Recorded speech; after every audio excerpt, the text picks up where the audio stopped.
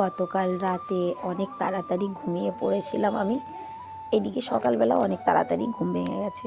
সবাই ঘুমিয়েছিল, একা একা কী করবো, খানিকক্ষণ বসে মোবাইল দেখলাম। মোবাইল টোবাইল দেখে তারপরে ব্রাশ হাতে নিয়ে চলে এসেছি ছাদে। ছাদে ব্রাশ করছি। আর এখান থেকে মানে আমি যে বাড়িটায় আছি এটা আমার দাদার বাড়ি, বড় মামার বড় ছেলে। আর মামা মামিমা যে বাড়িটায় থাকতেন সেই বাড়িটা কিন্তু এই বাড়ির পিছন সাইডে। এখন যেহেতু মামা মামিমা নেই আর দাদা দিদি আর ওখানে কেউ নেই, বাড়িটা একেবারেই ফাঁকা পড়ে আছে। ওই দেখো যে পিছন দিকটায় কলা গাছ দেখতে পাচ্ছ, কলা গাছের ওই পাশটায় ঘর।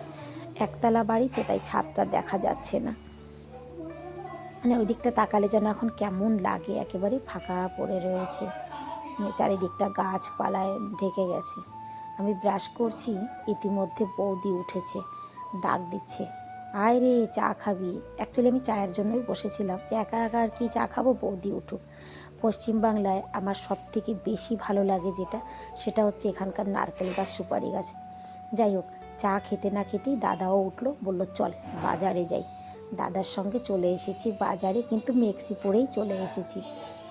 বাজারে এসে দেখলাম এখনও বাজারে তেমন সবজি টবজি কিছু নিয়ে আসেনি লোক, মানে আমরা একটু তাড়াতাড়ি চলে এসেছি। সারা বাজারে মাথা ও মাথা ঘুরলাম।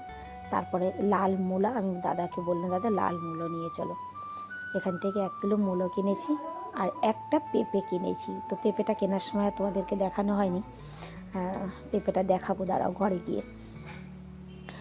কারণ কি এখনও বাজার লাগেনি তো, পরে আবার বাজারে আসব। আর এই দেখো এখানে কিন্তু হনুমান, বান্দর দেখা যায় না, এখানে হনুমান। এই যে বাজারের মধ্যে একটা দোকানের চালে দেখো কত হনুমান।